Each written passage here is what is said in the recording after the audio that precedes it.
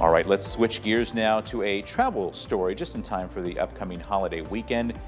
Car crashes are one of the leading causes of pregnancy complications and maternal deaths in the United States. It's why two University of Iowa researchers took a closer look at seatbelt habits amongst moms, particularly pregnant and postpartum women.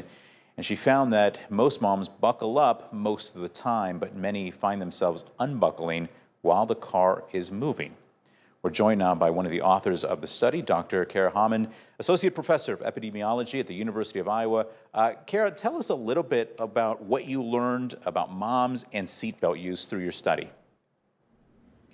Yeah, hello. Thanks for having me. We found that most moms are doing the right thing, which was great. They're wearing their seatbelt most or all of the time. But what really surprised us is that many moms reported they often unbuckle during the ride. So it's not just a matter of do you wear your seatbelt or not, it's that real life parenting situations, especially when you have babies and young children in the car with you, are leading people to take off their seatbelt while the car is still moving. And that's where introducing unnecessary risk for crashes and injuries. Were you surprised at all by those findings? Definitely.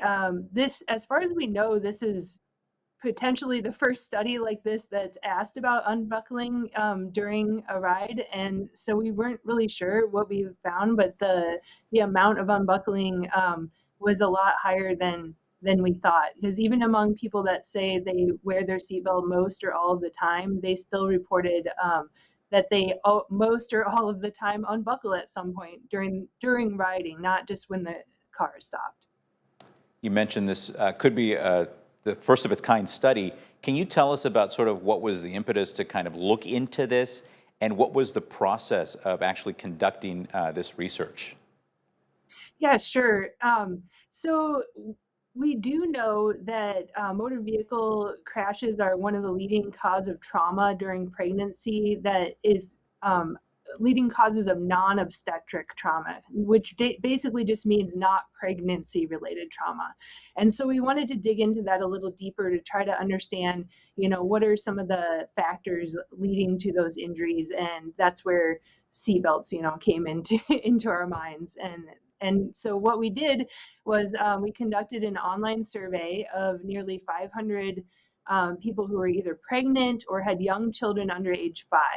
And we asked participants questions about how often they use seatbelts in different scenarios, like as a driver, as a passenger, or in the front seat or the back seat. And we also asked questions based on two well-established behavioral models to try to help us understand why our participants make the choices they do regarding seatbelt use. So let's talk about some of those reasons. From a sort of a practical perspective, what did you find that moms were doing? And did you find a difference in terms of maybe even where they were sitting in the car? Yeah, we did find some pretty clear and honestly relatable motherhood specific reasons for unbuckling. So many of our participants reported that they unbuckle when the baby's crying, to feed their baby, to reach for something, or even to move from like the front to the back of the vehicle. So we didn't see this as carelessness. It was more about unbuckling to try to take care of their child in the moment. And the problem, however, is that those moments could put them at risk of injury because the vehicle's moving. Yeah, certainly it is relatable. I mean, I unbuckle it as well. I probably shouldn't, but certainly we can be sympathetic to that. Let's talk about the study. It hinges, you mentioned the two models that it sort of hinges on that predict seatbelt use. Can you explain in sort of simple terms for us, what does it mean? What is the sort of health belief model and the theory of planned behavior model? Yeah, so both of those are models we use in research to try to understand why people make certain health and safety decisions, like wearing a seatbelt and staying buckled.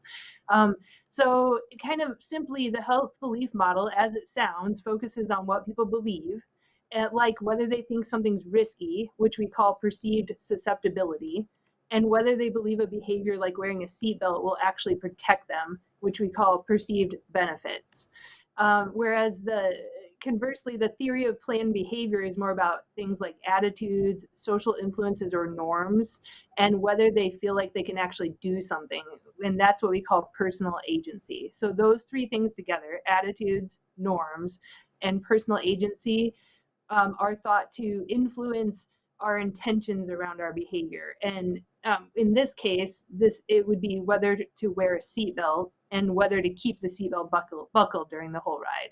So in our study, we found that the health belief model, or what people believe, did a better job explaining the seatbelt behavior that was reported, and especially things like their beliefs or perceptions related to the benefits. So believing a seatbelt helps, and barriers, their comfort or their access to the baby.